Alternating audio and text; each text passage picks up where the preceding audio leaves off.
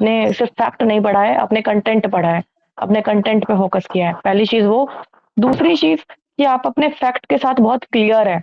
अगर ये चीज़ 1956 में हुई है, तो 1956 में ही हुई है। वो आपको स्टेटमेंट 1957 लिख के देंगे और आप उस स्टेटमेंट को कट करेंगे कि नहीं, ये गलत स्टेटमेंट है, फ़ॉल्स स्टेटमेंट है ये।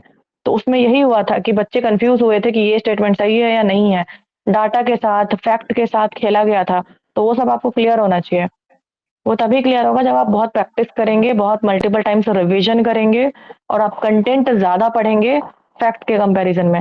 सब्जेक्टिव किताबें पढ़िए, वो जो एमसीक्यू वाली किताबें आती हैं वो मत पढ़िए कि लूसेंट की एमसीक्यू पढ़ लिए या कोई एमसीक्यू वाली किताबें प्रीवियस ईयर के एमसीक्यूज़ पढ़ लिए, वो सब काम नहीं आएगा। आप जितनी सब्जेक्टिव जितनी ज़्यादा किताबें पढ़ेंगे, उतना आपको हेल्प होगा।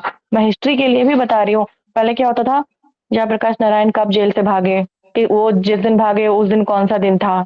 ऐसे-ऐसे क्वेश्चन्स आए थे 67th बीपीएससी में, मैंने खुद लिखा है, मुझे पता है। उसका आंसर दिवाली था, दिवाली के दिन रात में भागे थे। तो इस तरीके के क्वेश्चन्स नहीं पूछ रहे हैं अब वो, ठीक है? अब वो बहुत तरीके की चीज़ें पूछ रहे हैं कि वो कौन से वॉर में उसमें उन्होंने आज़ाद रास्ता बनाया था। ये बहुत डीप में आपको चीज़ें पता होनी चाहिए। अब तो उन्होंने नए-नए कैरेक्टर्स भी बत्तख मियाँ वाला 68th में आपने सुना ही था कितना बवाल हुआ था उसपे, उस वाले टॉपिक पे। तो नए-नए टॉपिक्स आ रहे हैं, तो उसके लिए आप नया-नया कंटेंट पढ़िए। और करंट से तो मैं बोलूँगी वही, फिर उसका करंट का फिर 2 ही 3 ऑप्शन है। एक तो न्यूज़पेपर को कंटिन्यू करिए और दूसरा चीज़ कोई सब्जेक्टिव मैगज़ीन वगैरह पढ़िए। विज़न आईएएस का आप ले सकते हैं, मंथली मैगज़ीन जो आता है करंट अफेयर्स के लिए, वो हेल्प करेगा।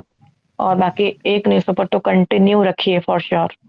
यही 2-3 चीज़ें आपको हेल्प कर सकती हैं, अदरवाइज़ और कुछ कोई है कुछ भी हेल्प नहीं करेगा। ऑफ कोर्स ये बात तो बिल्कुल सही है कि वो हेल्प नहीं करने वाला है। और दूसरा चीज ये है कि इस बार जो 68th का हम लोग इंटरव्यू ले रहे थे, और 68th के जो रिजल्ट आए हैं बच्चों के, जो मैंने एनालिसिस किए हैं, उसमें बहुत सारे ऐसे बच्चे हैं जिनकी की तैयारी बहुत अच्छी थी।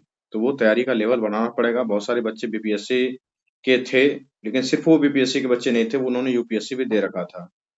तो आप इस चीज को समझ रहे हैं, आपका कंपटीशन कितना बढ़ के चला गया, यूपीएससी वालों के पास चला गया है। तो अगर यूपीएससी वालों से कम्पीट करना है, तो उस लेवल पे अब जाना पड़ेगा आपको। इस बार भी अदरवाइज आरओ वगैरह और भी बहुत हाँ। सारे पोस्ट पे जो लोग सेलेक्ट हुए हैं, वो ऑलरेडी इंटरव्यू बी यूपीएससी के 2-2 3-3 बार इंटरव्यू दे चुके हैं। तो आप हम्म। समझ लीजिए कि फिर लेवल उनका क्या रहा होगा। किस लेवल से प्रिपरेशन कर रहे हैं। और पढ़ने वाले पढ़ रहे हैं, पढ़ने वाले वो टिकटॉक और यूट्यूब देखने में नहीं जा रहे हैं। वो आराम से किसी कोने हुँ। में बैठ के कहीं देखिए, मैं किताब वही लेके पढ़ बोलूँगी रहे कि होंगे। सैक्रिफाइस बहुत मैंडेटरी है, विदाउट सैक्रिफाइस ना आपका एग्ज़ाम नहीं निकलेगा। मैं भी मुझे अपना जर्नी याद है, वो लास्ट डेढ़ साल जो था मेरा